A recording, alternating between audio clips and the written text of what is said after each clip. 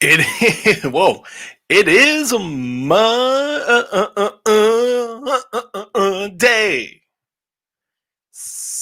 I was going to say September, October the 5th, 2020. A historic day for a lot of reasons. One reason, 2 games on Monday Night Football. That doesn't happen. 2 Major League Baseball playoff games were on. And normally, when this happens, WWE usually pretty much craps the bed. But hot damn was I wrong tonight. They delivered, ladies and gentlemen. This doesn't happen often. But WWE did some good tonight. I am Stephen Muehlhausen, writer for Sporting News and DAZN. Daryl Rivera will be joining me in a quick moment. But WWE stepped up tonight. I was impressed. I'll say it right off the bat. I was impressed and everything in between. And we'll get into all the happenings. We'll give all the layers to a very entertaining Monday Night Raw. But we'll start with everything. If you're watching via Facebook Live, it's simple. Leave a reaction to the video. Good, bad, or indifferent. Preferably a thumbs up, but if thumbs down, angry, haha, hey, we're down for the cause for that as well. If you're watching on Facebook, don't forget, like and follow the Walkway to Fight Club Facebook page. If you're watching via YouTube, it's simple. Subscribe to the channel and just click that like button and tell everyone you know, just subscribe to the Walkway to Fight Club. It's the right way to go. Follow the path. Don't be unlike that ingrate Murphy. Join the Messiah. Join the train. It'll be worth it. I promise. But a very interesting Monday Night Raw. I was thoroughly entertained, as you should have been as well. So, plain and simple, I'm kidding. But we're going to leave it quick, simple, and to the point. This audio will be up tomorrow. If you can't listen to the whole thing, available on iTunes, Google Play, and all your favorite podcasting platforms. Let's just get right down to it. Monday Night Raw did take place from the Thunderdome 4 days before the WWE draft. And I got to admit, this was a pretty highly entertaining show. Why, you may ask? Because we saw a ton. We saw a new leader of Retribution. We saw the WWE champion pinned. We saw a big-time turn tonight. We saw 2 big turns. We're really going to talk about it. There were some bad. That's going to happen in a 2-hour show. If we're just going to be honest with ourselves, that shit kind of just happens. Let's just be realistic with it. It happens. I'm not the world's biggest fan of it, but you know what, though? It does happen. And there's really not a whole lot we can do about it. But that's okay. But that is more than okay. But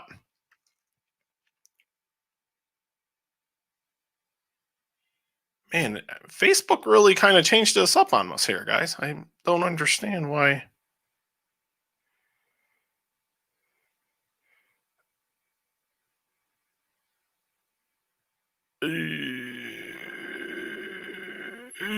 I don't know what to do.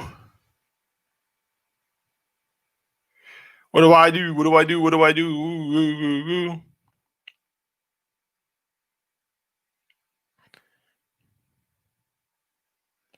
Hold on 1 second, guys. I apologize greatly for this. Okay, no, I got it now. But very highly entertaining show. Let's just get right into it. The new leader of don't forget, leave questions and comments as well. I wanted to make that perfectly clear as well. We have a new leader of Retribution. His name, Mustafa Ali. If you saw that coming, Raise your hand. And here is why. And here's why I thought this. And I'm not going to sit here and try to proclaim, hey, I know everything. Because I don't. But I was sitting here thinking about it tonight while I'm like flipping on like 16,000 channels here. And what really like got to me was the fact that we ended up seeing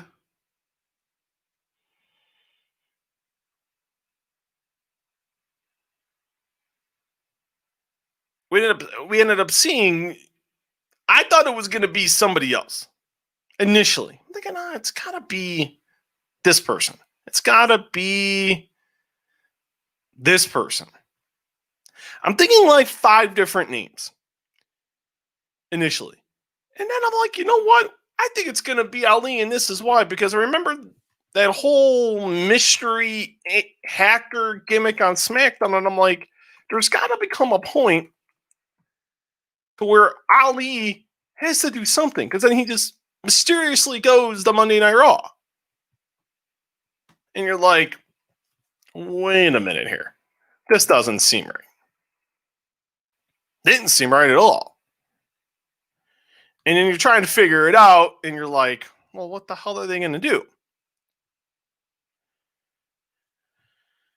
He kind of just goes on Raw, then he's kind of just parading with Cedric Alexander and Ricochet and Apollo Crews, and you're like, okay, where are you going to go with this? Like, where's the end game with all of this? Lo and behold, the end game was Retribution. And I'm like, nah. They're actually going to pull this trigger. And lo and behold, they did. And I'm like, good for you.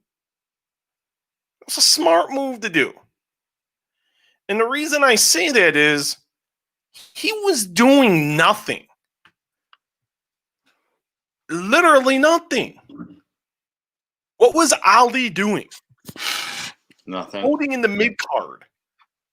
Picking his ass.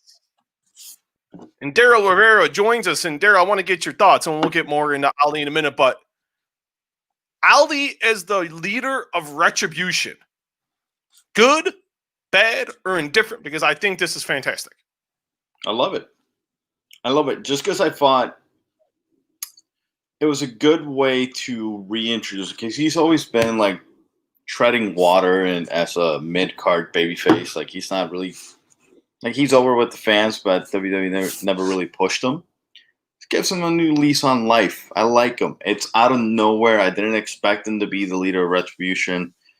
I didn't see it coming. Just because he's been far away from this angle as possible. He did have that thing with the Hurt Business. But other than that, we didn't really see much of him with Retribution and everything. So I liked it. Very well. I'm looking forward to seeing where they go with it. Hopefully they don't screw the pooch on this one like they always do. This is my only issue with what I saw with this. I wish he would have done it with Ricochet and Apollo in the ring. That is my only drawback to this, because to set it up for everybody, Ali was facing MVP. They were going at it on the outside. Ali was daring MVP to get back in the ring. He gets back in the ring with Shelton Benjamin and Lashley. And then here comes, and Cedric Alexander was not there again tonight. So you can draw your own conclusions on that one. And I don't know, and I've asked. And then start flickering, the Retribution banners hit, and then here comes Retribution, blah, blah, blah, blah, blah. They're surrounding the ring. MVP's like, what are you going to do? And Ali aligns with them, rolls out, and you can figure out the rest. He tells them to attack, and they beat the living bejesus out of the Hurt Business, which was the only thing to do. Now, I think it just would have meant more if we had Ricochet and Apollo. am I being extremely nitpicky, or is there really some validity to that? 'Cause I don't want to be nitpicky to this because I really like it, but I think there could have been a lot more to it.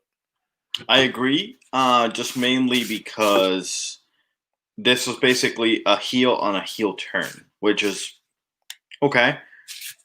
Like the Hurt Business and Retribution are two heel groups. You have a babyface turning heel against the heel, so kind of like I like it, but at the same time, it would have had more impact if Ricochet and Apollo Crews would have been there. Like if Ricochet and Apollo, once Lashley and Shelton came to the ring, they corner them. Benjamin and Ricochet come out. Not Benjamin. Ricochet and Apollo come out. 3-on-3. Retribution comes out. They're like, hey, are you with us? Are you with us? And then Ali goes out, turns on everybody. Boom. Bigger impact. No, because that's how I was imagining they were going to do it. I'm like, if you're going to do this, it would make sense to go that route. But I am happy with the fact they did something with Ali. Because it always seems like he was the one so talented, yet left behind. Like, he was supposed to get that push with Daniel Bryan going into WrestleMania last year. He got injured. Kofi Kingston stepped up right to the plate. Lightning hit the bottle, and here we go, and Kofi Mania went off and running. You know, it's always been, he had everything to be a top guy. And it seems like if they're going to be pushing these guys, it seems like if he's going to be the leader of the pack, he's the one that's going to get the push. And I don't have a problem with it because I think he is extraordinarily talented. And it is very good to see, and I'm glad he is finally getting the spot I think he rightfully deserves. Yep. But hopefully he gets pushed to that level because he's got everything there. And I can imagine the promo he's going to cut next week is going to be full of P&V, which it should be. I thought extremely well done. They picked the right guy. And I liked it. Because right now they're in an upper mid-card feud. And I think that's a really good starting point. And then you can build up from there. But I thought a job well done, Daryl. If I'm going to pick a guy, that's the guy I'm going with. For once, they did this right. They did it right all night, except for 2 instances. And it happened in the same segment. So, and no, it happened in 2 different segments. But overall, that was a job well done. That's going to be the biggest thing talked about on the show, I feel like, but it was a job well done. And like you said, let's pray to God they don't screw the fucking pooch. My God, I still can't get over the first time they revealed the names and everything. Let's make this, and I'm gonna speak on this a little bit just because I wasn't here when they actually did this. When they revealed Retribution, I almost threw my phone at the TV, just mainly because of the names: T-Bar, Mace, and I forgot the third one.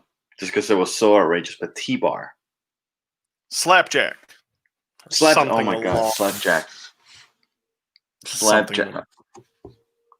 Something along that ridiculous hotness. T-Bar, Mace, and Slapjack. I wonder who was high enough that created this name, because they had to be high. It's like, I know what to call that guy. Yeah, that looks like a Mad Max character. Slapjack. T-Bat. Dio Madden. Are you calling Dio Madden a D-bag? Is that what you're trying to say right now? Are you calling Dio Madden? I forgot his name again. It was T-Bar. T-Bar. I couldn't. T-Bar. Slapjack. I know Slapjack is Shane Thorne. I can't believe I forgot their name, and I did it on purpose because the names suck. You could have done better names. Just call them Retribution. That's all I need. Not only that, like you already announced online that hey, they're these NXT superstars. It's Dijakovic, it's Mia Yim, it's Shane Thorne, it's Dio Muden. Just call them that. That's all you have to do. You don't have to come up with T-Bar or Slapjack. And the fact that they made him exclusive for Raw, they just pulled the rug right from underneath them. Shit is such a joke. Just had to take that one out. You could have almost literally killed them in one shot. But they didn't. They're keeping them strong, which they should. Long as you don't cut them off at the head, these guys should be fine. Yeah. Talent in the in-ring work will be fine. Now Ali can talk. So now you have a mouthpiece. With him being the leader of the group, I don't necessarily have a major problem with that at all. I think that's actually not the worst route to go. No. No, I think a job well done. I'm glad they went there. And now let's see what they do. And I think that's all we can go. Now here comes to me the best they could have done on a dying storyline. Absolutely. I was debating what the second biggest thing on the show was. Up until the 9 o'clock hour, it was something else. And it ended up being what happened with Ali. But the end of the show, this main event wasn't looking very hot. It was Drew McIntyre and the Street Profits against Bobby Roode, Dolph Ziggler, and Randy Orton. Now, first of all, man, it must be great to be Robert Roode. You can be gone 6.5 months. In your first 2 weeks back, you get a WWE title match. Then you get to once again be in the main event of the show with Randy Orton and the WWE champion. Glorious. You freaking said it. And the match was I wasn't feeling the match at all. I'm thinking on my mind, like, okay, we already know what we're getting at Hell in a Cell. McIntyre's already beat Orton twice. What do they do here? To me, the only logical conclusion that made sense whatsoever was Orton had to pin McIntyre. And it actually happened. It's the first time Drew McIntyre's taken a pin since last year. So this means something here. It seemed like McIntyre was on his way to winning. It hit the Claymore on Robert Roode. Here came Randy Orton. RKO. Bam. Not a good-looking RKO. McIntyre did a pretty bad job taking that RKO. But an RKO nonetheless. A 1, a 2, and a 3. And to surprise, the WWE champion gets pinned. We have a Hell in a Cell match, which will be Randy Orton and Drew McIntyre for the WWE title. Now there's stakes. And Daryl, we talk about this every week. What's the hook? What is the purpose? Now I have a reason to see Hell in a Cell because the WWE champion got pinned. That doesn't happen. It doesn't. I don't remember the last time that a WWE champion took a pin on a show. Whether it was WWE or Universal Champion. This is a big deal. I know some people are going to be like, oh, come on, Steve, it's a pin. But this means something. Now there's stakes to Hell in a Cell. I'm for it. I'm ready. Now there's doubt. Can Drew McIntyre overcome adversity and pin Randy Orton? Because now they each have a pin on each other. Who's going to get it done in the cell? McIntyre pinned Orton at SummerSlam. McIntyre won the ambulance match. He's technically got 2 wins. Orton's got 1. Can Orton tie it up? I'm down for it. Let's fucking go. Get me inside the cell. So you're saying Orton should win the title? No. Good God, I don't think so. I know it's been reported elsewhere. I haven't heard that at all. I haven't. I've heard a different plan that doesn't involve Randy Orton for Drew McIntyre. And the destination is Orton and Edge at WrestleMania. They're going to run it back, which they should. And I don't have a problem with that at all because I think that if we're using common sense, that's the right way to go. Yeah. But for Orton to get this win here, Daryl, is huge. The WWE champion doesn't get pinned on a television show. They saved those for pay-per-view. This was smart booking here by WWE. I don't say that often. I usually reserve that. But they did great here. That was smart. Now I'm interested in Hell in a Cell. Now I want to see if Randy Orton can follow up this win and win the title at Hell in a Cell. And can Drew McIntyre overcome adversity? I think it's the biggest hook going into this match. And you're even inside the cell. I'm down for the cause. Yeah. Same here. You can... Honestly, you hit the nail right in the head. There's not much else I can add. Just because this is the right move. You have to give Randy Orton credibility. He's lost the last 2 pay-per-view matches. He's coming off essentially a rivalry with Keith Lee that made him look like he might lose that as well. So you needed to give Orton a little bit of credibility, which is weird to say for a 18-year veteran, but it is what it is. It's the way they book themselves. Now you have the champion losing it on Raw, getting pinned nonetheless, which is good. The smart booking. Now you got the hook. Now you got people wanting to see Hell in a Cell to see if Orton can do it. Plus, Randy Orton in the Hell in a Cell is always entertaining. Who would you get? And you brought this up, and now you have me like thinking about it. Would you give the title to Randy Orton since you brought it up? No, I just wanted to make sure you weren't. Why wouldn't you give the title to Randy Orton? Just because I think Drew needs it more. I think Orton should get, and I heard him talk about this, and I think it's an awesome idea. He should get 3 more title runs. So he can tie with Cena and then have a 17, like whoever beats the record. That just sounds intriguing to me. But right now, Drew has knocked it out of the park being the champion. I almost killed you there, didn't I? With choking up. Drew needs it as champion. I think he's done it well with the whole COVID thing and everything. No fans. Nobody has done it better than Drew McIntyre. He's been the MVP of the WWE. It used to be Asuka, but she kind of lost steam. McIntyre still hasn't lost anything.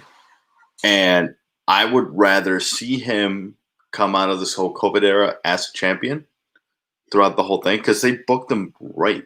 There hasn't been a Drew McIntyre booking that they have wrong so far. And in my opinion, if he loses the title, he loses a lot of momentum, which, not good.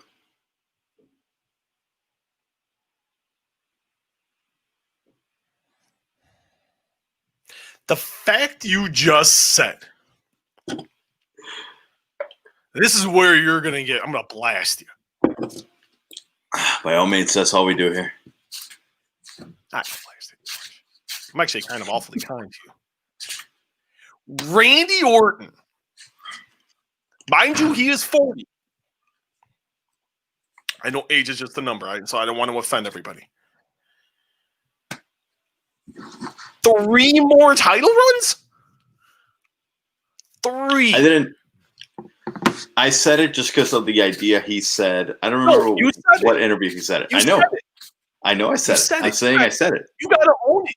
You got to own it. I am owning it. But it's because the idea that he mentioned 16. Who are the only 16-time world champions in history? Flair, Cena. Well, Ric Flair's got like really about 20, but anywhere between like 19 and 22. Depends on what you want to believe. The WWE mythical number is 16.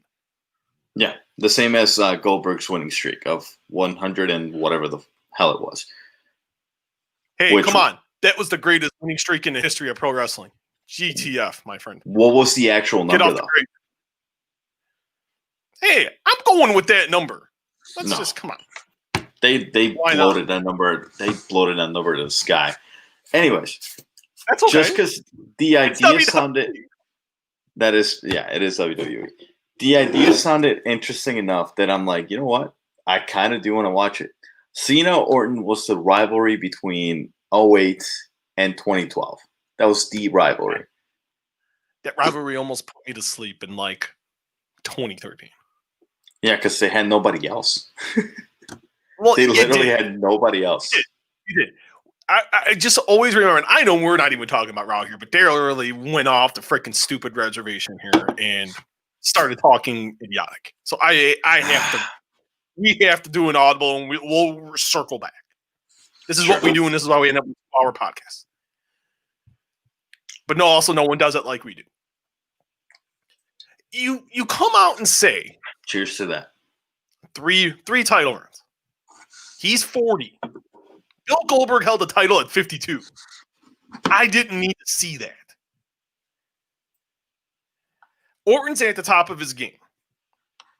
Could I be down for one more title run? Sure. Should he get at least one more? Absolutely. Could I see two? Absolutely. But to me, it is blasphemy if anyone, and God forbid, Daryl, I mean anyone, ties the great Ric Flair and breaks that record. All I'm saying is, if you can go, it is Ric frickin' Flair, the greatest professional wrestler of all time. There's no debating that. John Cena couldn't even tie one of Ric Flair's boots. Let's just be realistic. As much as I like John Cena, and I respect his hustle, I respect his loyalty, and I respect the hell out of John Cena, but he is not even close to Ric Flair. Neither is Randy Orton. If Randy Orton would have cared this much at the age of 40 as he did when he was 25 or even 30, good fucking Lord. We can't be talking about Randy Orton as one of the all-time greats. But Randy Orton coasted. He coasted on because there was not another game in town. And this isn't the fault of Randy Orton, where I can much more blame Vince McMahon than anybody else. You could say the same thing for John. You could say the same thing for Batista. What drove guys like Austin, Rock, Foley, Michaels, Triple H, Hogan, Savage, Flair, Steamboat. Guys like that, they were motivated because they had someone breathing down their neck constantly. They always had competition. Now look at fast forward to 2020. Since the fall of 2019, Daryl, all we've seen is competition. That's all we've seen. And what have we seen? Roman Reigns has stepped up. Randy Orton has stepped up. Drew McIntyre has stepped up. Brock Lesnar stepped up. Bobby Lashley stepped up. AJ Styles has remained AJ Styles. A lot of the top tier talent in WWE has picked up the intensity. It isn't by an accident. Oh, no. We're getting better matches out of these guys because of AEW. No one will say it. No one will want to admit it. But it's the goddamn truth. It is. Sad to say it, but and I know it's going to piss a lot of people off, but if we're just being honest with ourselves in the honest stream, that's how it is. And that's a testament. And give AEW credit, you know? You have to in a situation like this. But I hope that doesn't happen. I don't need to see Randy Orton. All I'm saying is, on the Ric Flair thing, because I do want to clarify this, I do think that Ric Flair is the greatest of all time. Anybody the best that ever laced up a pair of boots, Ric Flair. Second to none. That being said, records are meant to be broken. Happens in baseball, happens in basketball, happens in football, happens in whatever other sport. WWE wants to be a legitimate, they want to treat it as a real sport. Time to break records.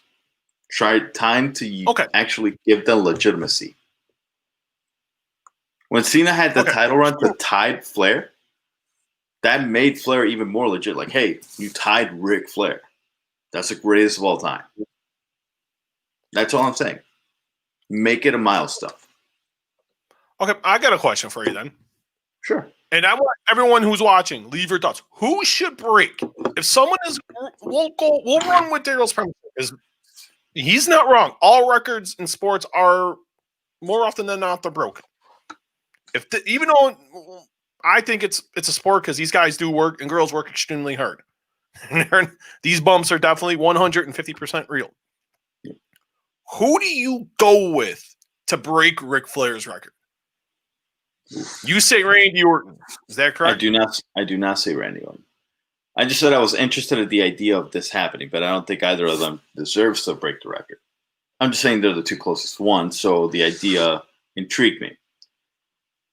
If there's anybody that should break it, realistically, I don't think anybody's going to break it in the near future. Other than Cena and Orton, who are the closest ones? Because Triple H has 13, but he's done. More or less, yeah. No. Edge has 11, but Edge, I can't see him getting any more title runs. Styles is about to retire at the end of his contract, which is somebody that you could have given it to. He's not even close. I think he's at he's 2. 3, yeah. If I had to pick one,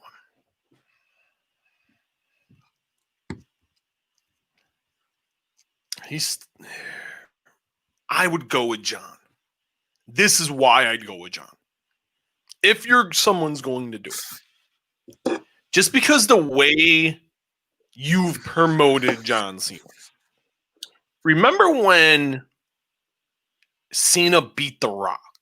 And look at what they did. And I know people are going to be like, oh, it didn't do nothing for John. Yes, that 24-month period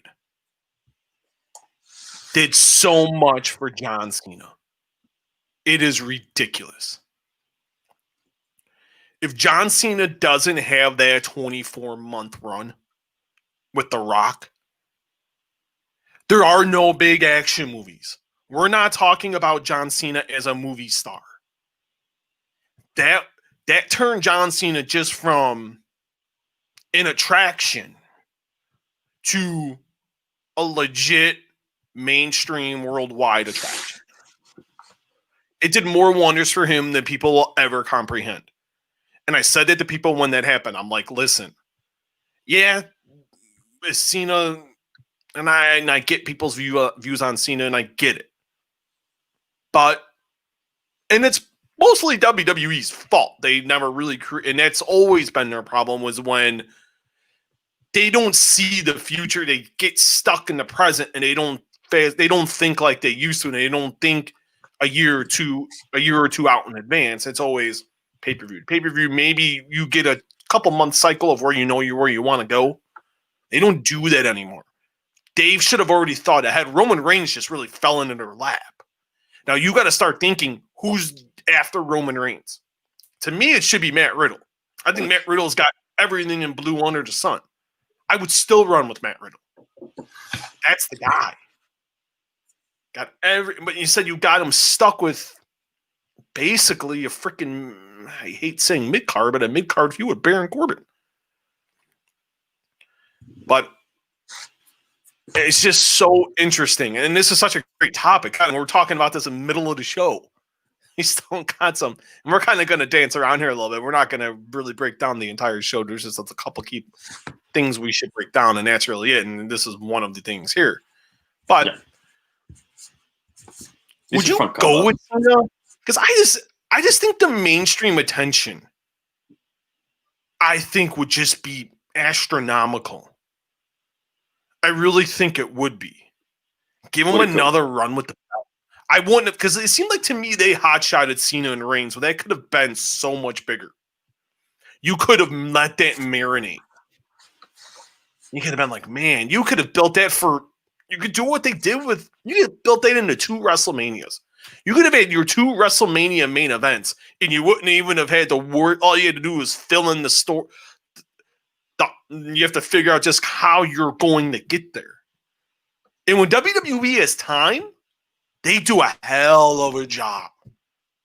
When they have a storyline planned out so far, they don't miss. It's the one great thing about Vince. Even still, he does not miss. If I'm doing it, I'm going with John Cena. I'd like him to beat Roman Reigns.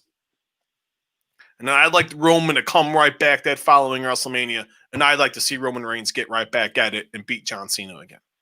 That's the way I would do it. I actually like that idea.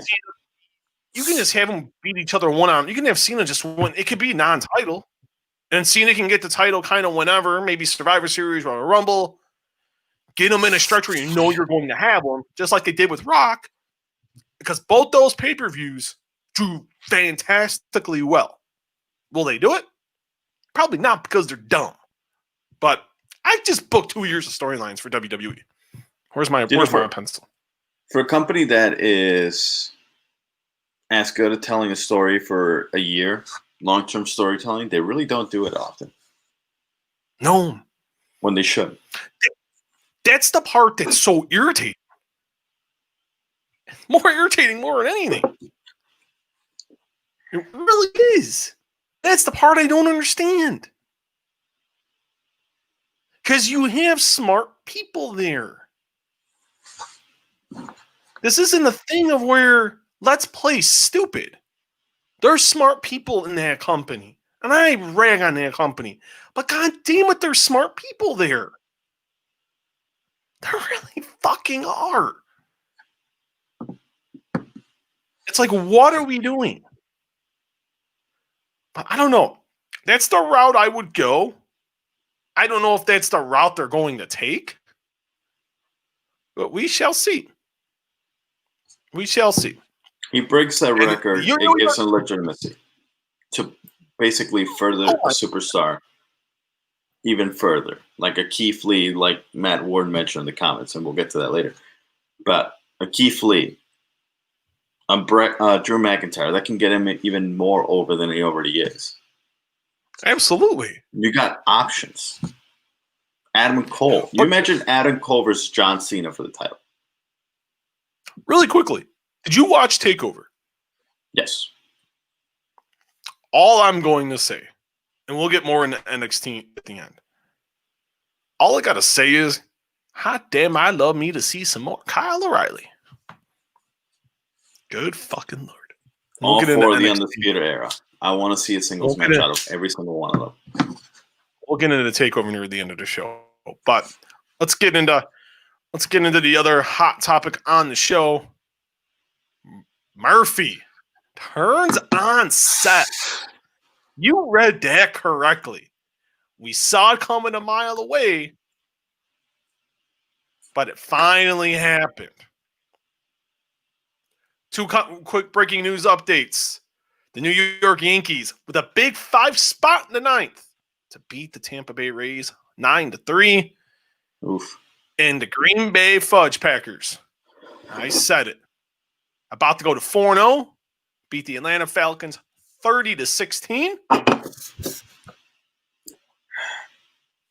don't want to talk Packers. 4-0, man. I know. Especially after the Bears crapped the bed. And I was like talking to my wife about this, and I literally forgot about this. We're making dinner. I'm in zucchini boats today. I don't know. And you ever had a zucchini boat? No, that sounds good. You take, man, because my neighbor gave my wife like this really big, huge, fat zucchini. Oh my God, I've never seen a size of this zucchini in my entire life. And she's like, hey, Steve, she asked my wife, she wants. She's like, oh yeah. So it's like you cook the zucchini, you put it in the microwave, put it in the oven at like 350 for like 15 minutes. And then like on the range, you do like you brown like meat, you can like brown like turkey meat or whatever. How we like turkey meat, so we use that for stuff. You do that, you wait till you get it brown, and you mix in some like black beans, some pinto beans, some garbanzo beans, And then you put in like spaghetti sauce and you kind of, you just kind of push it together, blah, blah, blah. After the 15 minutes, you take it out and then you put all of that in and like you stuff it. And because the way you cut it, you got to cut it in half, but cut it like a taco shell. So you kind of you cut it, you stuff it in, you put some cheese on there, and you put it in for, let's still let the cheese melt. You put it in for maybe, I think today I put it in for like 7 minutes. Oh my God, man. I told my wife, I told Len, dang, this is great. I was like, sign me up for zucchini boats. So while we're talking about this is kind of led me to where we're going, and I promised I was going to get there. She goes, Thursday night, do you want to watch, do you want to do pizza night for Bears Bucks? And I'm like, holy shit, I forgot the Bears are playing I forgot the Bears are playing the Buccaneers. And from what I saw on freaking Sunday, the Bears are going to get smoked by Tom Brady. Calling it now. Literally, Tom Brady just chopping the Bears defense up. It's going like this. Constantly. Just, you get a touchdown, you get a touchdown, you get a touchdown over here. I'm going to try to throw an interception, and then it's going to go right between their hands, and it's going to be perfect. Because for the life of me, I tried to watch. I hit it on a split screen. Because I'm a diehard Cowboys fan before the Bears. The Bears can... if the Bears and Cowboys play, it's Cowboys all day. But I was watching that horrible game. And it ended up being a hell of a game. And I'm watching Tom Brady just have a horrible first half. And I'm like, what the heck? And I was talking to a reporter friend of mine out in Tampa. I'm like, what the hell is with Brady? And he just goes, relax. He's like, wait till the second half. And I'm like, all right. What did Tom Brady do in the second half? He lit the Chargers up like a freaking Christmas tree. Good Lord. Literally flicking touchdowns around. Oh, my God. He's, 42? And is flicking 40. it. Freaking flicking it, man. How old is he? Okay, we're going to Google search here. How old is Tom Brady? Tom Brady is 43. Tom Brady. I'm going to do an old Google search here on the Tom Brady is 43. He turned 43 on August 3rd. He's going to light that. He's going to light them up. He's going to chew them up, spit them out, Rivera. He is. Tom Brady's the same age as my father.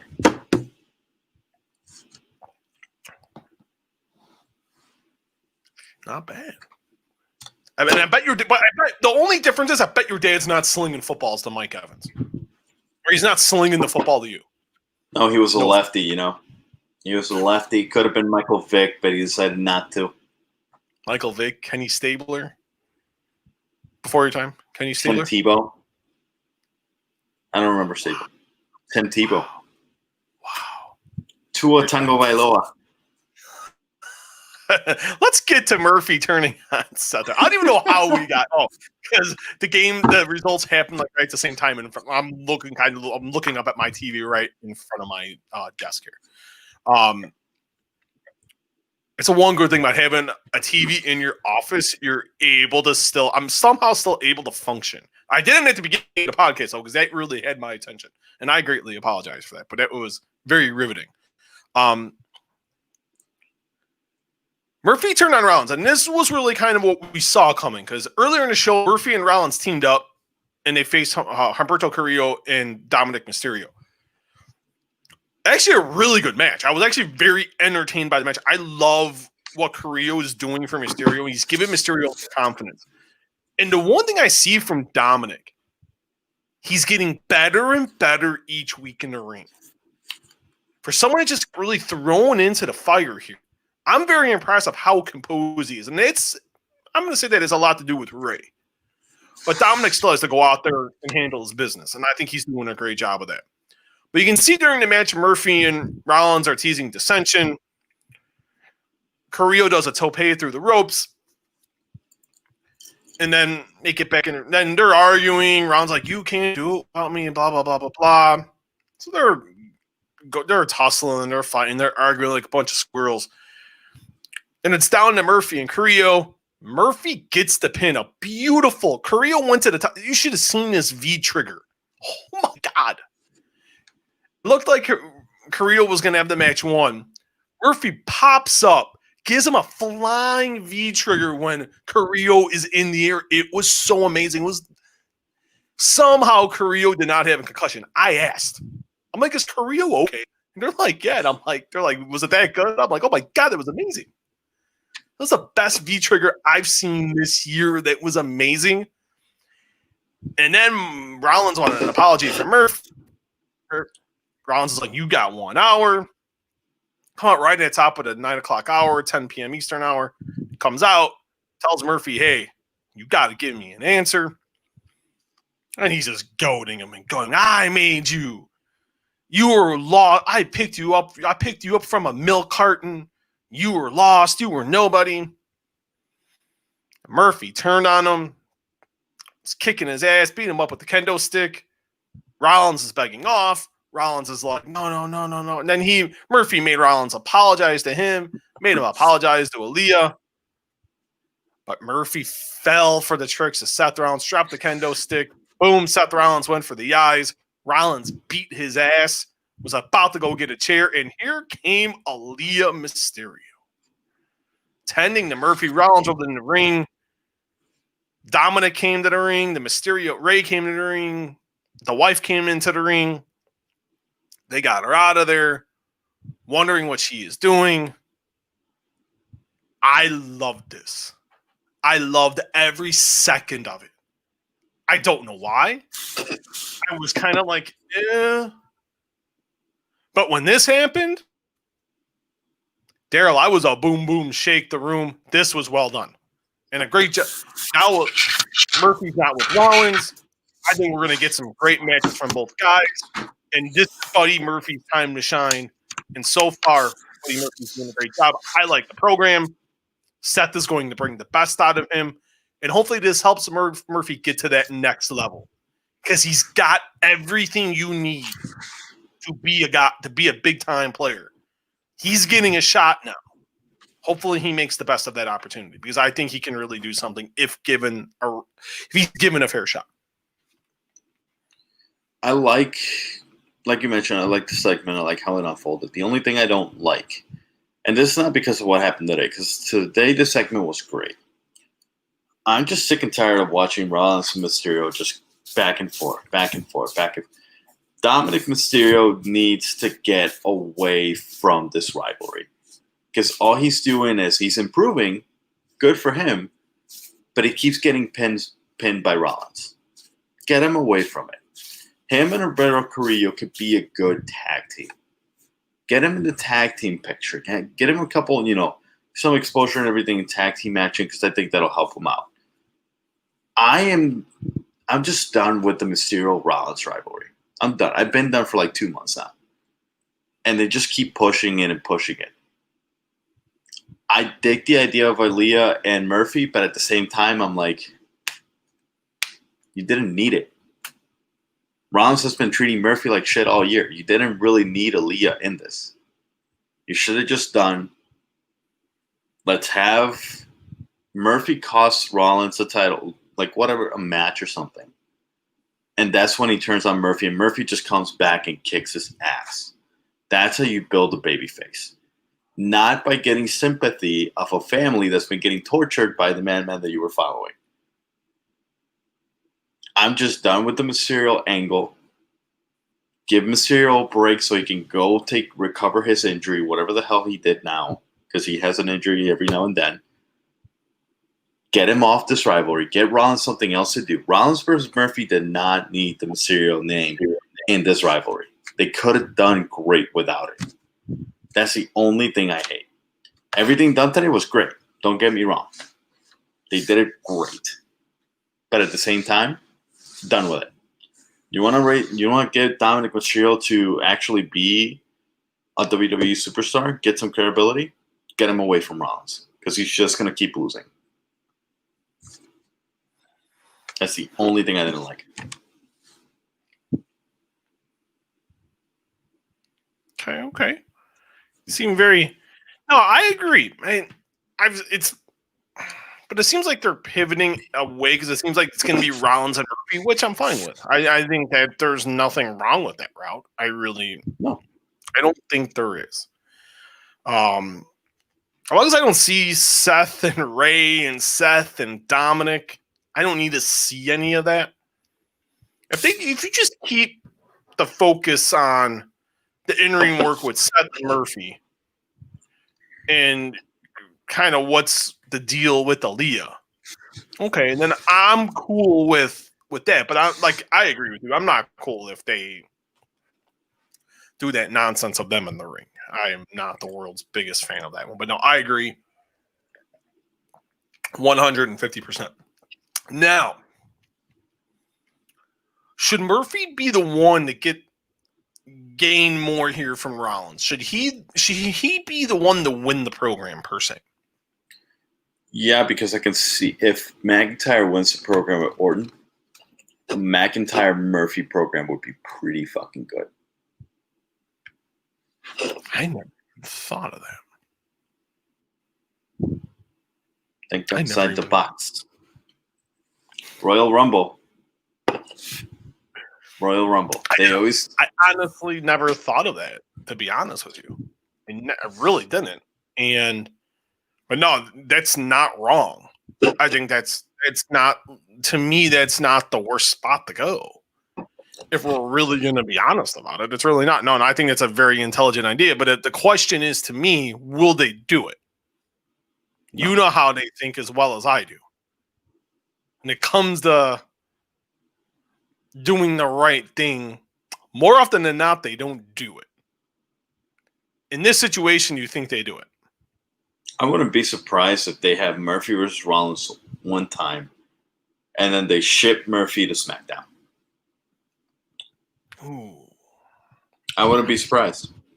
I would not be surprised. It would suck because I think this is a 3-match storyline at best. Murphy and Rollins. They could go for a while. Carry it to Royal Rumble. McIntyre, Murphy. Boom. I hope they do it. That's just me. And let's talk about some of the misses on Monday Night Raw. The biggest one to me was the women's tag title match: Shayna Baszler and Nia Jax against the Riot Squad. Not the Riot, but Ruby Riott and Liv Morgan. The champions retained. They teased dissension throughout. Like one was gonna turn on the other, which it's eventually going to happen. I think the way they played that interaction with Nia Jax and Shayna, I thought was really good. I was actually a fan of that. That's about all I was a fan of because the in-ring work was piss poor. It was god awful. When Nia Jax is the best talent on your team, get Shayna Baszler out of my ring. She needs 1 year. She's bad. When she's just doing some of the knee, like the V trigger, and she's doing the clutch, okay, I'm good. Anything else? If she's not talking, she's not throwing a knee, she's not throwing a rear naked choke, get out of my ring. That's all she can do. You have to be able to talk. And this is the day of age where you have to talk. And you got to go back it up now in the ring. This isn't the old Hulkamania days to where you can talk to real people and they're always going to come back.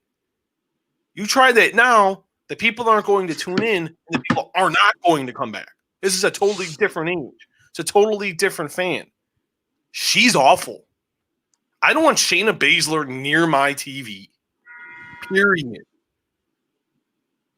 This storyline needs to end. I would like to see Shayna Baszler down in NXT. That's where she belongs. She belongs with the beginner class of the Performance Center. She's got a lot of work that needs to be done. She got here because she's friends with Ronda Rousey. Plain and simple. Let's just be honest about it, everybody. Let's just call it like we see it. I don't want her. And I know people, and I'm high on her talking. Her talking is great. It's first-class stuff. But everything else, when Nia Jax is the best damn freaking talent on your team, you are in trouble. And poor Ruby Riott worked very hard. Liv Morgan worked very hard. But there are times you cannot turn chicken shit into chicken salad, and that did not happen here. This sucked. I'm tired of seeing it. Why is Shayna Baszler still here, Daryl? Why? I don't know why, but reading that gave me a headache, and I don't. Shayna Baszler. Here's the thing. I got a headache now that I have to talk about it. Shayna Baszler was, in my opinion, she was really good in NXT. And it's because the way that she worked, they worked to her strengths. And that's what WWE doesn't do. They don't work to a talent's strength. And that's where they miss on a lot of NXT guys, because that's what Triple H does best. For as much flack as he gets, Triple H works to the NXT talent roster's talent. So they're essentially to make him look the best they can. When they come up to the big leagues, main roster, heavy quote unquote, they do stuff that makes him change him, takes him out of the comfort zone, and now we're seeing what we're seeing with Shayna Baszler. Keith Lee, right now he's still over because he's Keith effing Lee. But WWE, they changed his song, which is still a big deal in my opinion. They changed his attire. They already tried to change him right away. Same thing happened with Ricochet. Same thing happened with Finn Balor. The list is long. Like if I start going over every single one, we wouldn't end the night. This podcast would turn into a 3-hour podcast. We will lose viewers by the minute. Just because people would get depressed and they're like, all right, I'm done watching WWE. Explain that. You can even say the case for half of the guys that left WWE that were good in NXT. Bo Dallas, for God's sakes. Big E. Big E was a single star in NXT that could have translated into the WWE. They made him a freaking heater behind Dolph Ziggler. Then they had him treading water for like 3 months, and then they put him in New Day, and they hit a home run on that. But they never really gave him a singles push, which is something he needs. This is the same thing, and I know I'm going a little out of bounds here, which I always do. But it's the point I'm trying to hit with Shayna. Shayna, they played to her strength in NXT. They made her look like a UFC badass that can kick anyone's ass. Because let's face it, she probably can. It's legit. She can legitimately choke people out. That's what she's trained to do. Play to that. But WWE did not do that. They tried to make her more and more and more. Didn't work. Send her down to NXT. The worst thing that happened to her was Paul Heyman getting canned. Because she was on her way. The whole Becky Lynch program, which was going well. And then things happened with Becky, and Becky ended up getting pregnant and kind of changed things up a little bit, because that was going to be the destination for her. And that would have been big. And I think that just Becky getting pregnant and then Paul getting canned just didn't help her, because Paul saw the vision. Paul hit her weaknesses very well. And that's his staple, is shine on your positives, wipe out the negativity. And that's always what he's done. He was doing it with her. And then we saw the rest. And even Paul Levesque, like you said, you brought up NXT, and you're 100% correct. Paul Levesque did the same thing. You get up to that main roster, man, it is swimming with the piranhas. When you're swimming with piranhas, and the piranha with the big bite is 74 years old and's got no idea what the hell he's doing and can barely see left from right, you can see the conclusion after that. But I thought another really good thing, and I should have brought this up, we kind of bouncing back here, was the segment with Kevin Owens and Bray Wyatt. kind of did a recap of what happened last week on SmackDown with Alexa Bliss and confirming she is aligned with The Fiend, Bray Wyatt. They're supposed to face off on SmackDown, and Owens wanted him to come out tonight. We got a Firefly Funhouse. I loved it because the talking was good. Owens, the intensity was there. He wanted Bray to come into the ring. He wanted him to fight now, saying he's not Alexa Bliss. And then you had the whole Firefly Funhouse, and then Bray Wyatt singing about being friends. That was awesome. I thought that was great. I was like, his singing was about me in the shower, but that's okay though. Yeah. And it had like that bird, the buzzard killing the puppet, and I thought that was great. And then I like how then the Fiend, he turned into the Fiend and said he's wanting this, and I will see you Friday on SmackDown. And the segment was great. I'm looking forward to the match. I think they're having it way too soon. But hey, who am I to call BS on something? But I am looking forward to SmackDown for more than one reason. Beyond the beginning of the draft, I'm looking forward to that match. I think that match is going to be fun. Yeah. And the talking got me there. You gave me another thing, Daryl. You gave me stakes. You gave me a reason to care. Now I care about Monday. I cared from Friday to Monday. Now I care going into Friday. I can't wait for 4 days from now when I see these two in the ring. So I think it's going to be very good. And there's something Kevin Owens is I think he's one of the best at doing. He's one of the best superstars in the roster that can get you invested in an angle, whether he's a heel, whether he's a babyface. Either way, he can grab a mic and he can get you invested in the angle itself, no matter what he does.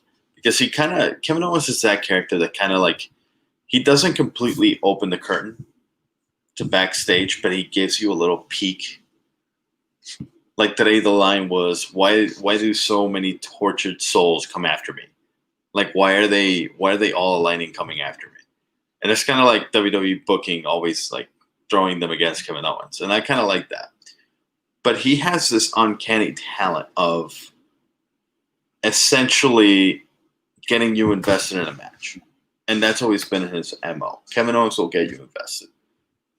And I think this could be a really good feud for The Fiend, especially since The Fiend is apparently not getting a rematch for the title anytime soon, which is a good call. You got to give him something to do. Kevin Owens is a good thing.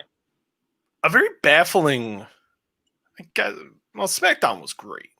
That ending with Roman Reigns, the Jey Uso Roman Reigns stuff was great. It's fantastic. Those two are just knocking out of the park. So I actually have I thought that was going to be a one and done program. Apparently, it's not going to be, and I'm more than okay with that. And but no, you're right. The destination for Bray Wyatt is Roman Reigns. I'm there for it. Get me to. Let's see how you get there. Because I think that there's a lot of meat on that bone, and hopefully we get that sooner rather than later. But like you said, it's going to be good stuff. I'm looking forward to it on SmackDown. I'm glad they're doing stuff smart. Why am I going to watch? Not sold on the draft? Okay. We're going to give you a little more, and we'll talk about the draft in a few moments. But another thing I really wanted to touch on really quickly, because I'm not running down this show. Yeah. We're not going to do it today. We're going to start doing these recaps. I didn't even tell you this because I was thinking about it as the evening went on. I'm watching the show, and I'm like, you know what? We're going to start just highlighting goods, talk about some bads, and then we'll just move on. What is going on with Lana? Oh, my God. For the third week in a row, this poor woman got Samoan dropped through a table by Nia Jax. I will give Lana credit this week. She fought very valiantly. She fought her hardest, Daryl. She succumbed once again to the Samoan drop and threw a table for the third week in a row, mind you. Man, they are putting her through they're putting her through the ringer for her husband bashing Vince McMahon on national TV. Hey, you know what? Your husband's going to say this. Boom. We're going to squash it like a fucking bug. But you know what, though? Lana gets the last laugh. You want to know why, Daryl? You want to know why? Why? Because she's collecting one hell of a fucking paycheck. And if you tell me you're going to pay me $500,000 a year to take Samoan drop through a table, you know what? Bury my ass for the next 4 years. I will take every Samoan drop. You could throw me through barricades. You could throw me off the top of the Hell in a Cell. Because at the end of the day, I know my check is going to clear once a month. And you know what? I'm okay with it. They feel like they're burying her. And in all honesty, they are. But she's taking it like a champ. She's taking it like a champ. No, go ahead. No, go ahead. I want to hear what you have to say here. I wonder what the conversation is like with them when that show is over and they're sitting, God, to sleep next to her would just be wow. Whew. Woo-hoo-hoo. It's moving, my friend. Settle down there, big guy. Settle down. Just we don't need an appearance from little Stevie here. Oh, there ain't nothing little about it. I wonder what that conversation is like when she's in her nightie. And the big mighty Rusev has the Bulgarian brute ready for it to get that attention. But then Miro remembers, God damn it, you opened your fucking mouth and you're getting your ass. And she's like, you better settle down, big boy. It's because of your big fucking mouth. You keep getting me put through a table. I wonder if they have that conversation. By Nia Jax, out of all people. There has to be heat. There has to be heat on her for that. They are. No one deserves that 3 weeks in a row. Maybe 1 week, cool. What are you doing? 3, Daryl? I think what they do is they're in Gorilla. I can just picture Vince McMahon just with like a detailed. All right, Miro said this week. Lana, come here. All right, so he said this, and this. You know what that means, right? Out of nowhere, here comes Nia Jax walking behind her. You're going Samoan drop tonight. Again. Leave my mic on. You're worse. Oh, God, I fucking love you. Because that is exactly. I can imagine how that's Lana. Come here, honey. This is what you're going to do tonight. Because your husband has a big fucking mouth. You're going through another table. And not just from anybody. But someone who could possibly kill you. Come here, Nia. I just hope to God that Miro doesn't say anything else. Because I think this is getting to like Nia Jax is going to get up a ladder. She's going to Samoan drop her from a ladder. And then it's going to get even worse. I'm supposed to talk to him in 2 weeks. I just found to Vince? No, to Miro. I've been trying to interview him since he came to AEW, and I'm finally getting it in 2 weeks. And oh god, it was more of a hassle than I even expected. And that was on my end. I was kind of tingling my feet there, but that was on me. But we finally got it done, and they were a little slow getting back, but we got it done. I'm gonna ask him that. I think you have to. Yeah. Because if we know that's punishment, he's got to think that in his mind. She's got to be getting to the point like, man, yeah, I'm collecting all this money. But goddamn, your big fat mouth got me in a lot of trouble here, and I'm getting my ass kicked every week. Because what else? That was the worst thing that happened to her. I don't know why she resigned. When he made it clear he wasn't, this is the part that boggles my mind. Why would she have made that decision to resign? They're a package deal. He's great with her. She's great with him. She could have gotten, yeah. But man, you got to tell me I got to be away from my wife? Like right now, it's fine. Yeah, they see each other every day, except on taping days. And I have to imagine Orlando's not far from Jacksonville. I imagine she's going with him. I'm just going to take a guess that she's not going back to Nashville. I mentioned they're staying in Orlando or they're staying in Jacksonville or somewhere in the middle. I'd have to imagine. So, imagine they're seeing each other just about every day. Which is... But she's got 4 more years of this. And one more good thing I do want to say about this show, Keith Lee and Braun Strowman. Now, I loved how this came about. Adam Pearce was on the phone. Here came Braun. No Raw Underground. This is because a lot of the guys have tested positive for COVID or have been. It's because of COVID and for the fact that they were around. They were with people that did end up getting COVID and they have to quarantine for 14 days. So that's why there's been no Raw Underground. Braun said he's looking for a fight.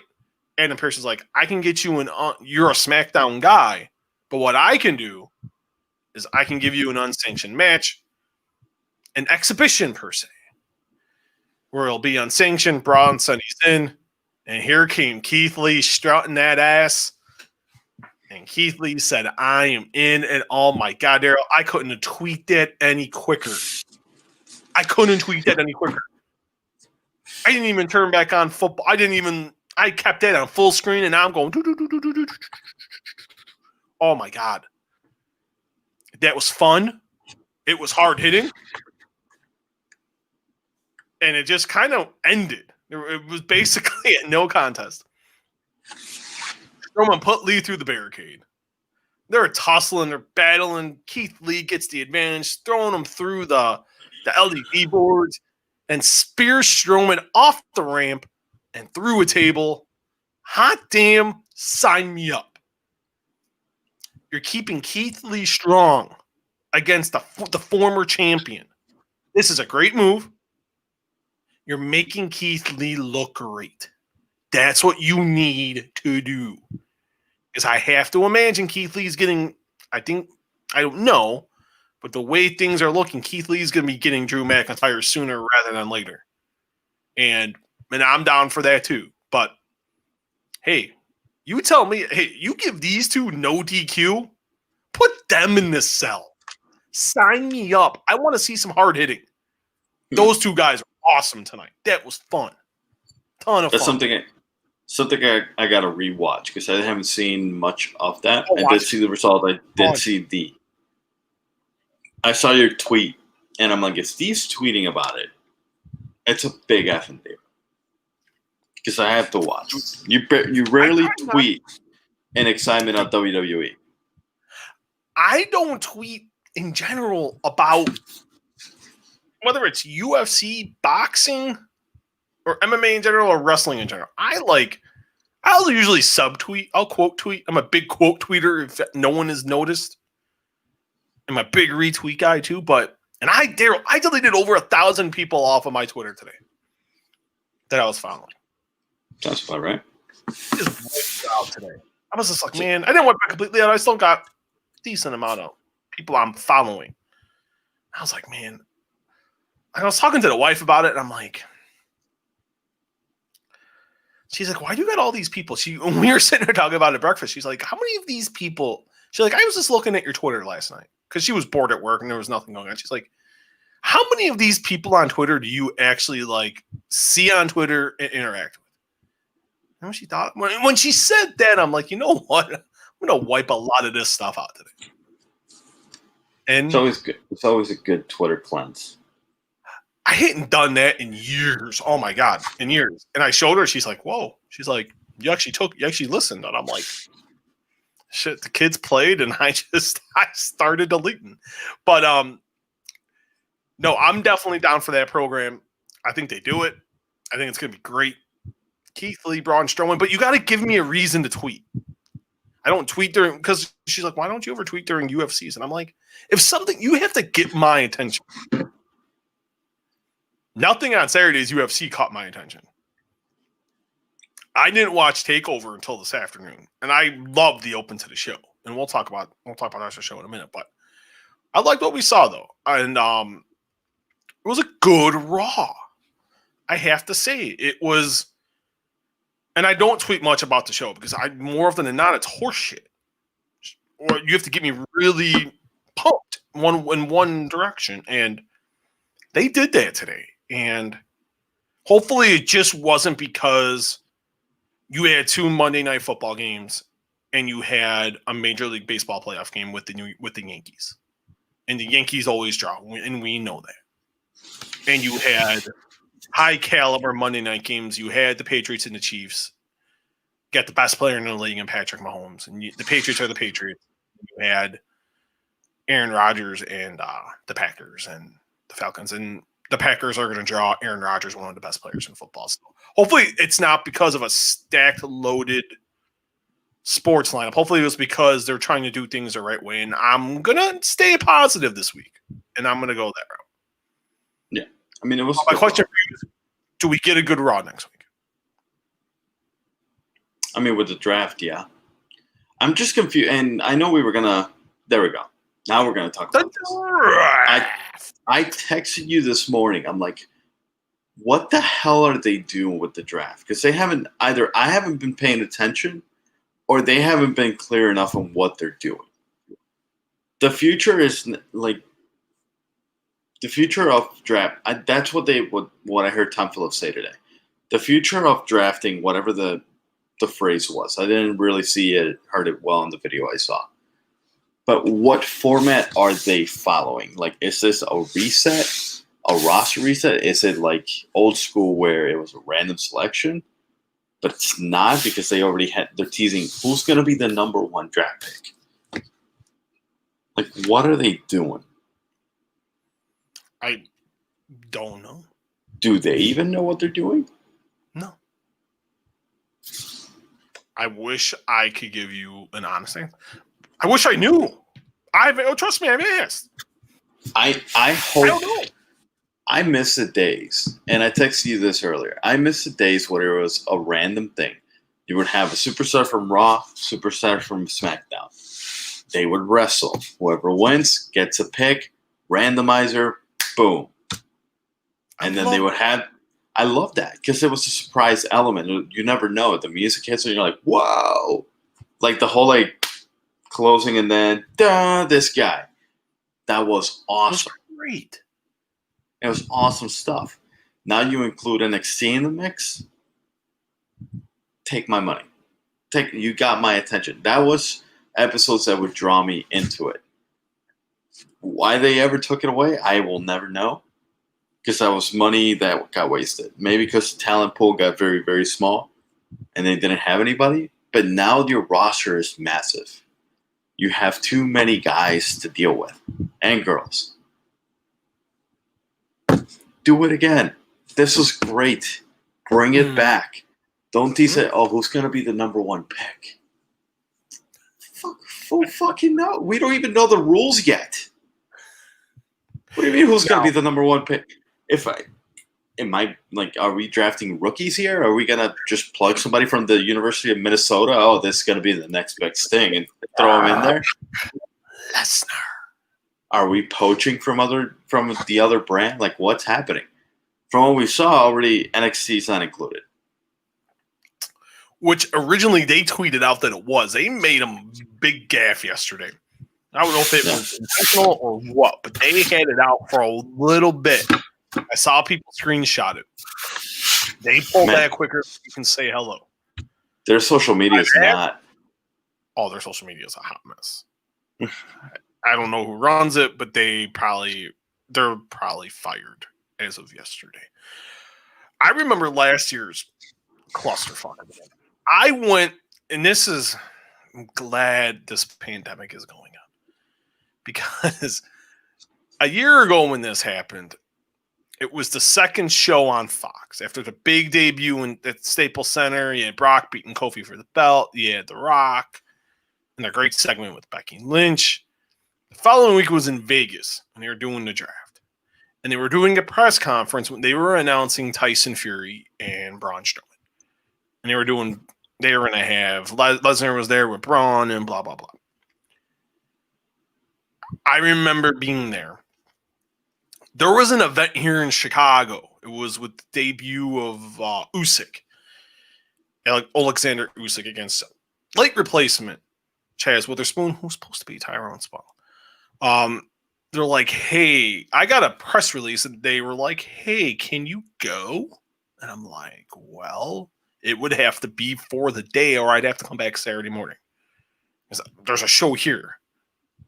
And they're like, well, can you fly out? And I'm like, wait a minute, we got someone in Vegas. Why am I going? I'm like, whatever. Press conference was cool. We got some good shit with Fury and whatever. And I'm like, hey, I'll go to SmackDown. My God, people hated that draft. My God, they shit on it.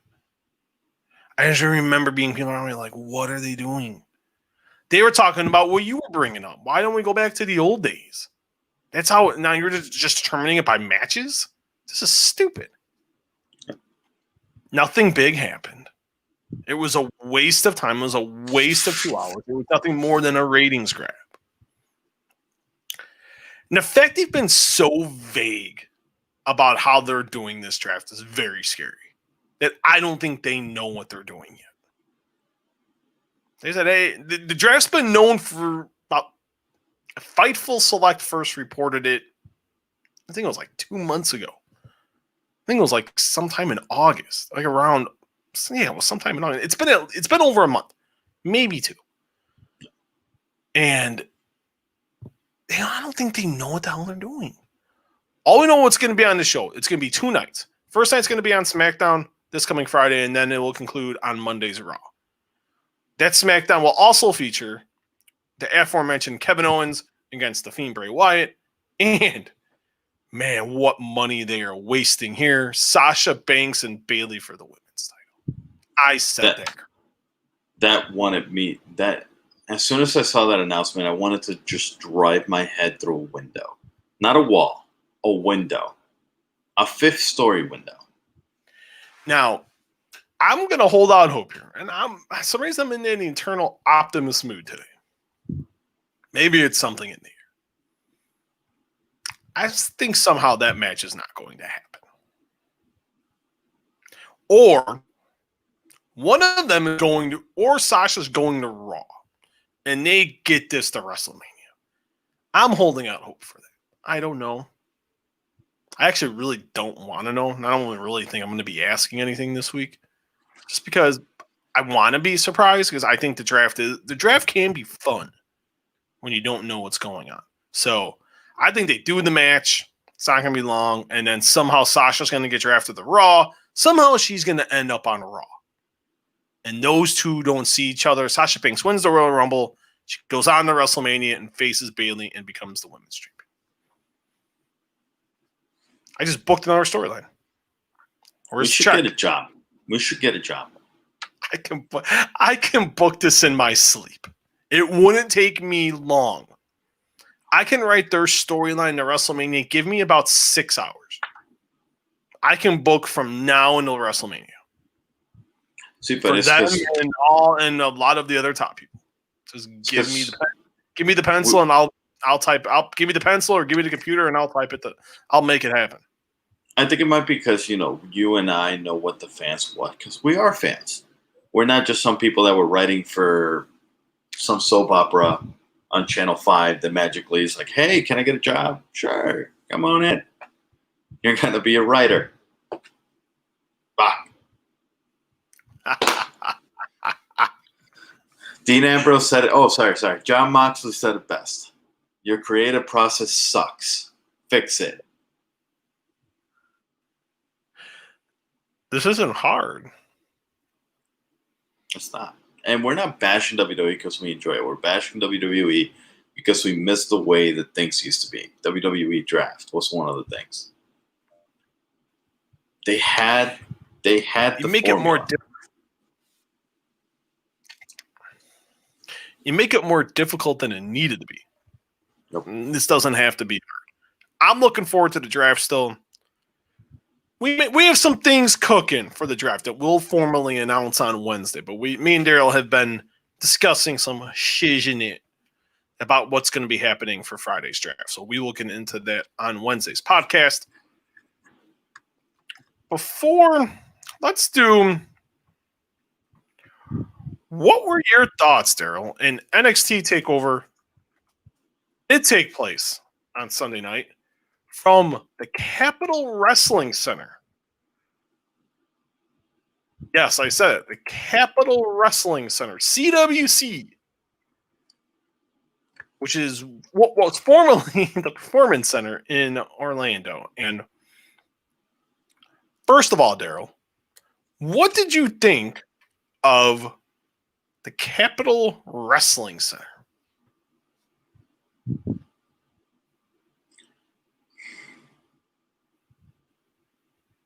I can tell you want to reel. You got that like a look in your eye like, motherfuckers. For the sake of my stress, because I do want to sleep tonight, I'm just going to say it's more of the same. I didn't hate it. I didn't love it. It was a thing that happened. As for the name, they're running out of names because I'm sure this was a thing back in the day before I was even alive. It was a thing. Yes, it was when it was under Vince's dad, when it was under Vince Sr. They had everything out of it. Used to be called Capitol Wrestling before it was ever called the WWE. It was under Jess McMahon and then with Vince's father. And that's how it all came about. I had no problem with the concept. You want to call it the Capitol Wrestling Center? Cool. I thought the opening was fantastic. I'm an old school guy in that sense.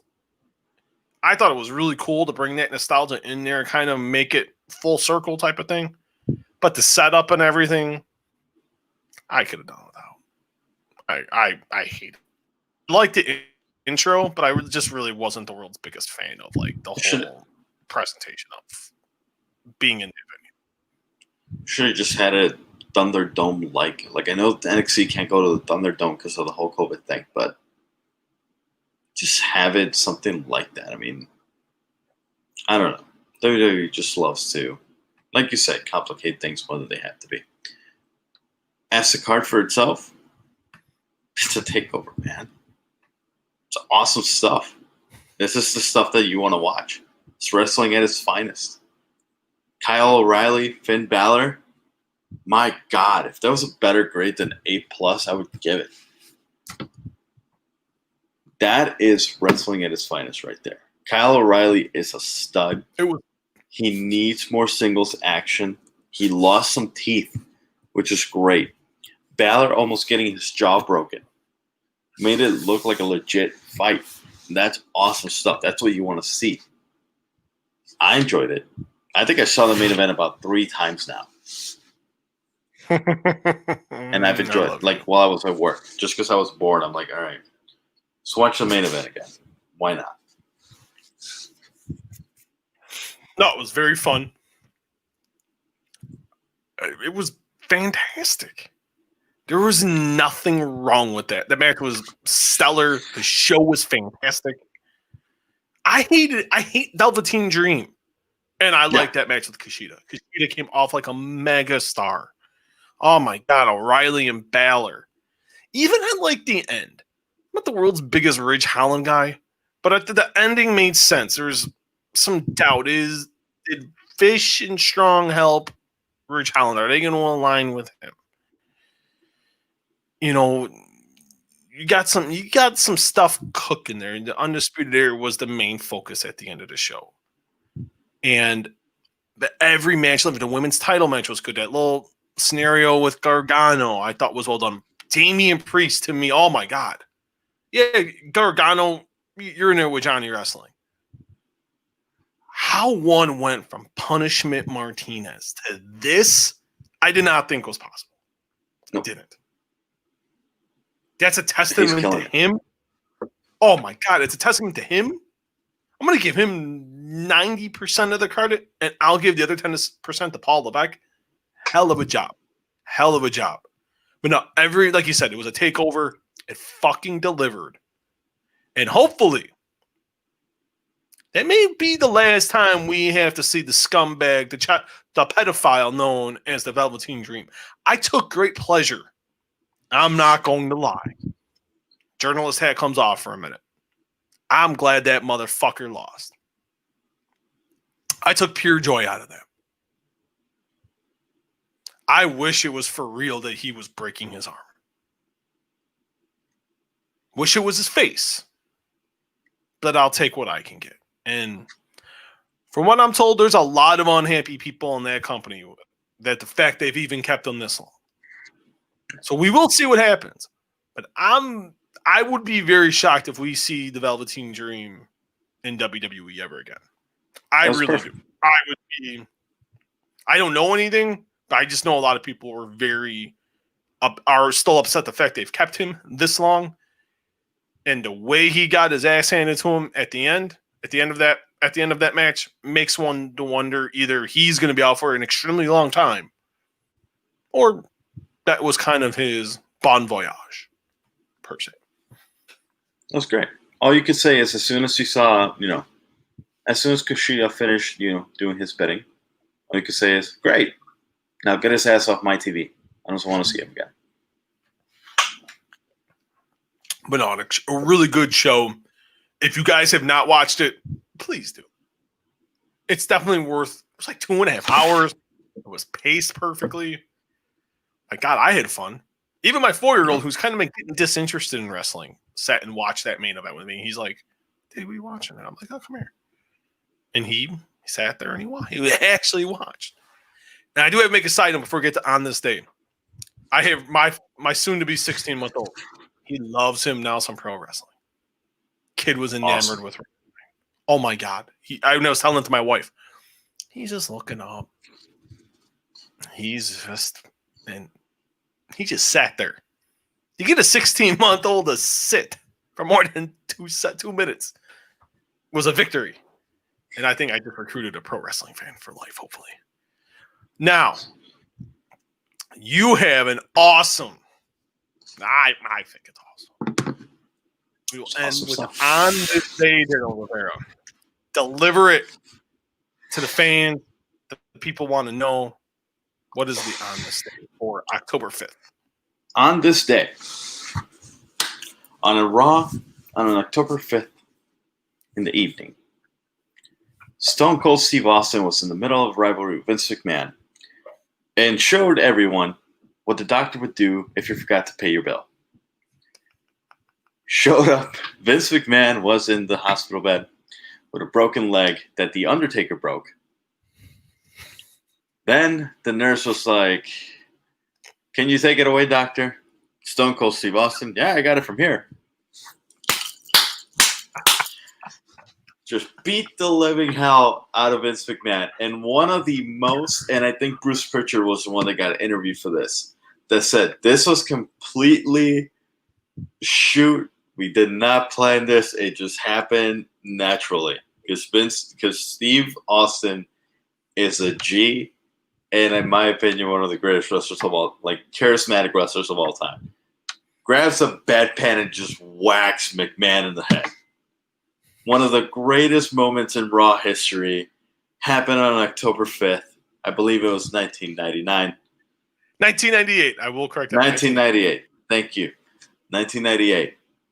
You were still in diapers. I was 2 years old, for God's sakes. Still in diapers. I was right. Still in diapers. I didn't understand what happened here for another 12 years. And he just nailed it with a bedpan. Just boom. The pure sound of the bedpan connecting with Vince McMahon's head. Phenomenal. And I love how I texted you, "Hey, I got a fun on to say for you." And all I had to send you was just the picture.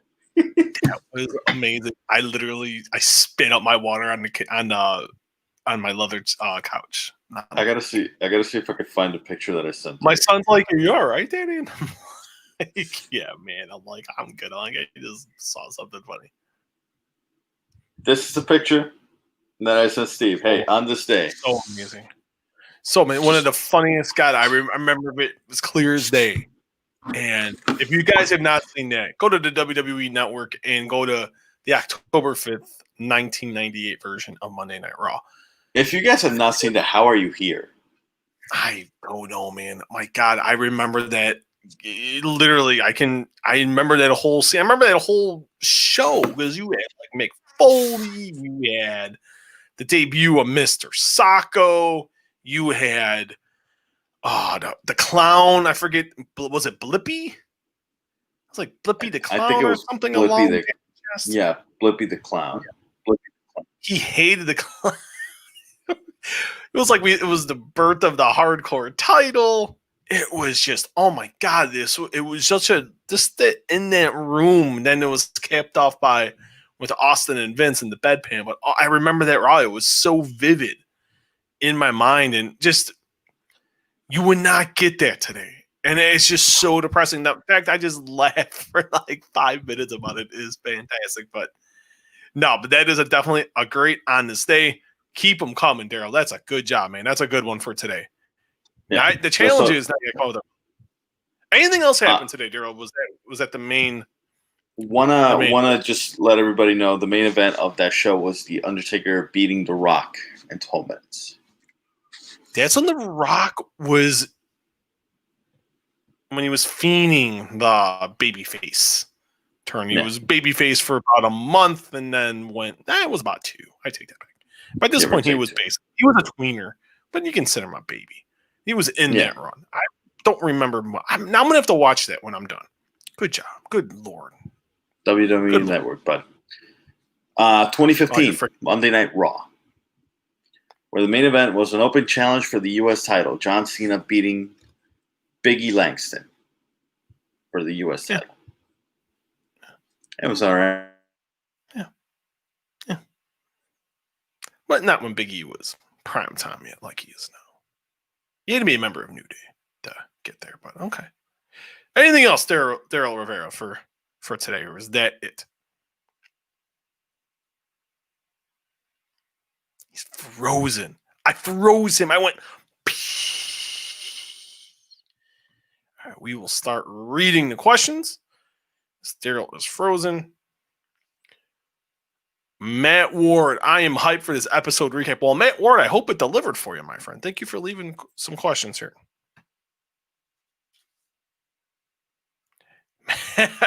They didn't crap the bed tonight. No, they did not. For once, they did not. We lost Daryl. Okay. Matt Ward, Ali is the leader of Retribution makes so much sense because of the hacker gimmick was his hand motion symbol. I never even thought that when he did the hand motion thing at the end of the segment. That good observation, because a lot of people don't remember that. And when he did that, it made one think of that. So no, very good job there, Matt. No, I agree with that 100%. I think Ricochet is a member. There was a member in a hoodie that had their hands in the hoodie. You couldn't tell who it was. You know what? And this is where I think this holds, and it could be the case, and I don't know. Remember when Ricochet was in the segment with Apollo and they were with the Hurt and Ali and they were with the Hurt Business and they were in the back, and you could see the look on Ricochet. Like he was contemplating what to do. And I think maybe we see Ricochet as a member. I wouldn't be too surprised. I know a heel turn has been discussed for Ricochet. Just don't know how he would be as a heel. All right, let's get Cena to break Flair's record, and Cena can lose it to a star like Keith Lee or Ricochet. And we just talked about Ricochet. See, that's if you're gonna have Cena break the record, which I think if there's gonna be a guy to do it, I hope it's John. It's got to be to a guy who really needs the rub, not like what they did with The Rock, but I know what they did because it made a ton of money. I would like to see Keith Lee. I think they would go with Roman, but I think Keith Lee. I think they just don't see the value in Ricochet that we do. For one reason or another, to me, that doesn't make a lot of sense, but who am I? Cena wins the Rumble, challenges Reigns. Cena beats Reigns, and Reigns wins Money in the Bank to get the title back.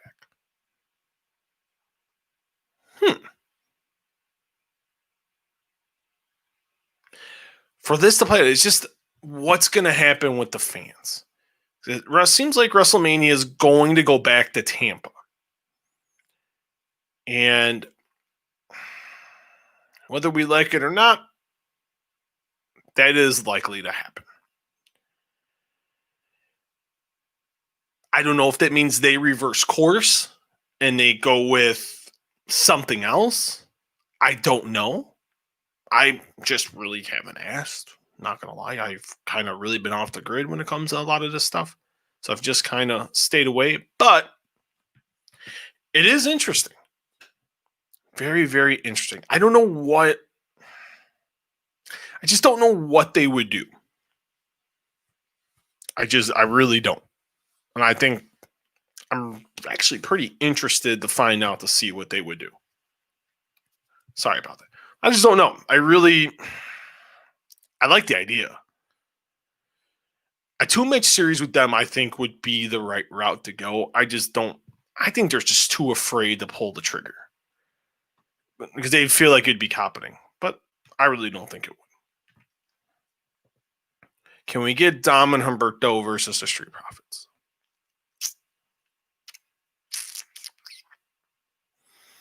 It would be fresh. It seems like they're going with Ziggler and Rude, which I'm fine with as a placeholder program. But if this is like an eventual thing, say 2-3 months down the line, hey, I'm down for that. I think it would be good. I think get a little more experience for Mysterio, have Curio be with him. I think Dominic will be just fine. They brought Shayna up too quick because they wanted to have Shayna and Ronda versus Charlotte and Becky. Oh my God, yeah, they brought her up way too soon. She was nowhere near being ready. And that's on them. She just wasn't ready. But if we're really going to be honest about it, I really don't think she was ever ready. She wasn't. I think if we're just being honest about it, she is who she is. At the end of the day, and I don't know if you agree with this, Daryl, but she is who she is. She is who she is. That's all Shayna is. What she was at NXT is what she is now. Just not getting. She's just been exposed. It's unfortunate because I think she's got a ton of charisma. But in this day of age, you got to be able to do more than throw a knee. She's not The Undertaker. She's not Bill Goldberg, where she can just she can play the great, or even Hogan. You can play the greatest hits and you know it's going to get a reaction. She doesn't have that cachet with the people. And she is what it is. She is what she is.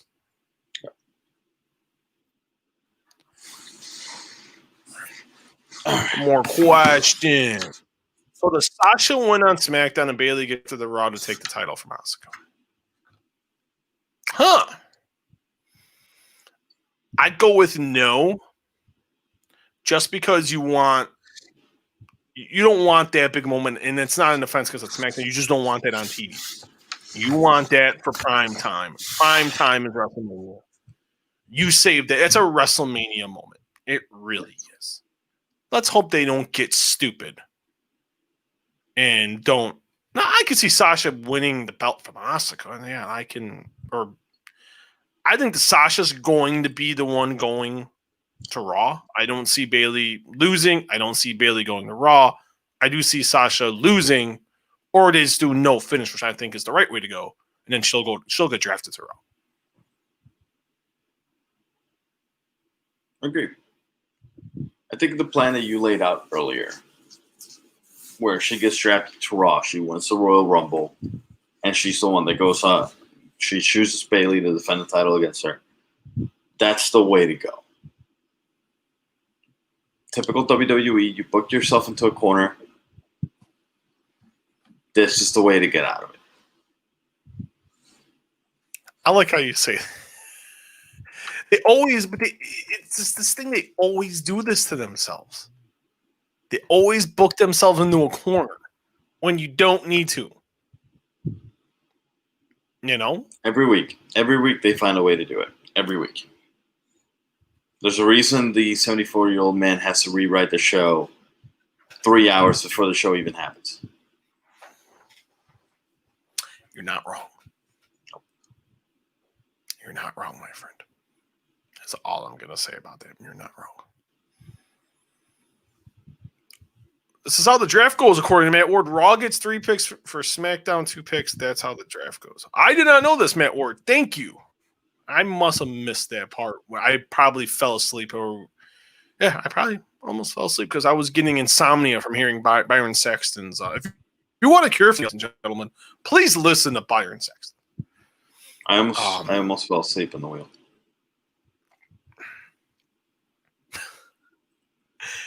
Sheeta to face Priest at the next takeover. I would not be opposed to that. I just got really excited just hearing the possibility of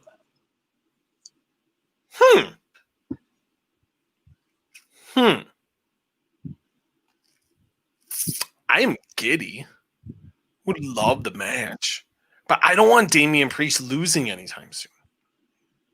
I would save that for like the takeover, like the weekend of the Rumble. It's a good one. I love that. I love that idea, though. The big guy gets moving when he sees that, though.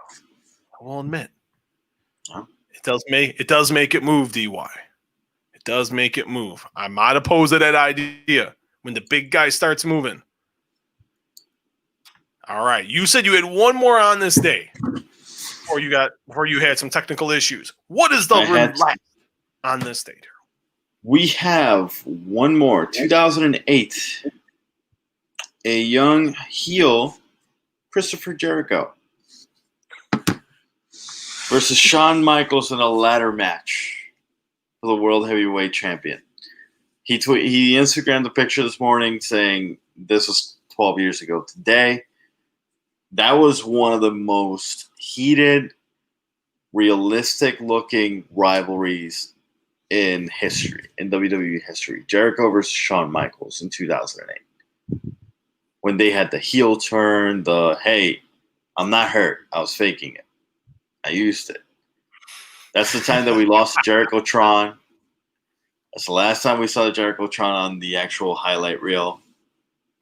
After that, they started getting, instead of chairs, they started getting bar stools and stuff and being really cheap.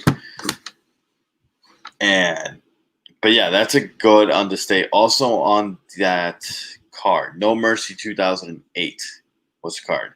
Triple H defeated Jeff Hardy for the WWE Championship. And the Big Show defeated The Undertaker by knockout. It was back when Big Show beat Floyd Mayweather beat Mayweather beat Big Show, at WrestleMania 24. Yeah. That was the first pay-per-view Lynn got exposed to. We were dating 2 weeks. About 2 weeks. Let's see. 5. No, not even. Week and a half. And she was all in on Jericho and Michaels. She's not wrestling. She was Attitude Era. And now she'll just kind of she'll watch because I have it on. And she'll ask some questions, but not often. Wow. She was all in. I explained the whole program to her, and she was invested, especially when Jericho hit Michaels' wife and that whole brouhaha, how that program started. That was a fantastic program. And the next time I interview Chris Jericho, and I can get more than 10 minutes, I can get 30 minutes with Jericho. I would love just to kind of I would do a whole podcast just on that program with him. I just think that program had so many layers. It was only supposed to be a match on Raw. And that program just went do. That was some great work from both guys. Both guys are on the top of their game. They were heavily invested. That was a ton of fun. My God, I love that type of wrestling. I really, really, really, really do. That match was fantastic, by the way. Michaels was injured in that match. Had a bad knee going in. My God. Shawn Michaels is a freaking trooper. I want to go see Shawn Michaels wrestle one more time. But man. Go watch 2008 No Mercy. That was pretty good. Watch it while I'm working. I'm going to have to turn that on. That's going to have to be up on the old TV in front of me here. I think that's going to be a must watch for tomorrow. Man, that match was amazing. But we will end with it. There's no better way to end than with that. I thought that was fantastic. I do have one more. You got one more. Okay. One more. A couple things before I release this one. A couple birthdays on this day. Terry Runnels. His birthday's today. And DJ Z. Terry Reynolds is all you had to settle down. And then the guy with that attention. Not to bring the positive to the negative, but on this day in 1997, we did lose Brian Pillman to a heart attack and drug overdose. But the last thing so rest in peace. No, it has to be brought up. That was a rough one. I remember I didn't even know about it. This was kind of like when it was dial-up internet and AOL. I remember that shit. Didn't even know about it. And I didn't know about it until, because, man, when I was in high school, man, I had a job. I was making $5.15 an hour. My God. Jesus. I look back, we were talking about that at dinner today, and I'm like, we were talking about just like, she wants all this stuff done. Don't get married, Daryl. For everyone out there, all women want to do is spend your damn money before it's even made. So think about that for a minute. And I'm like, man, I remember, and I said it, I'm like, I remember starting making my first job. I was making $5.15 an hour. Man, I was so poor. But I was 16 in 1997. And I remember we ordered the Bad Blood pay-per-view. He was supposed to face Goldust. It was a great program with him and Pillman and Goldust. That whole program I thought was really good. And by that time, it was the 30 days was up with Pillman and Marlena, and she had to be with him. But the hook was going to be she was going to stay with Pillman. And that's how they were going to do the program, which I thought was going to be, for the time, really cool. I remember, like, during the pre-show, because I had all the buddies over, everyone chipped in the $5. We're scarfing down some pizza and pops. And you see Vince McMahon talking about it right at the beginning of the pre-show, and then right at the beginning of the pay-per-view. And it was just like, oh, man, this bites. This is not fun. Like, we still had fun, but it was like, man, it was just a bummer for, like, I remember and I was talking about it with a friend today, one of my buddies who was here, and it was just like, we were talking about it, and I'm just like, man. I just remember it was such a bummer. It was such a buzzkill. You're having fun. It's a pay-per-view. You're with your boys. We were 16. We loved wrestling. We were all hardcore. And it was just like, man, that was like a big kick to the testicles that day. It really was. And the show was good. The show was okay until the main event. The main event was fucking amazing. The first Hell in a Cell, Shawn Michaels and The Undertaker.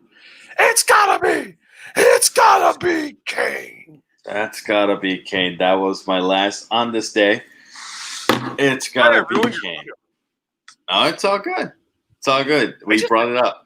I just always remember that call.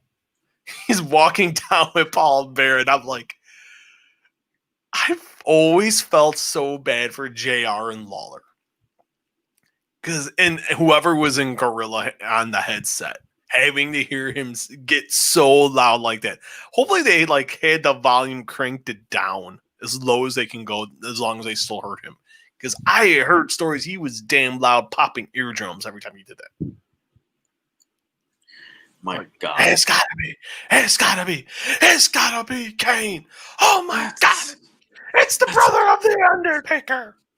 First man to ever break the Hell in a Cell before it was the first Hell in a Cell. Just break the door down. That's cool. I just It remember took him a while too.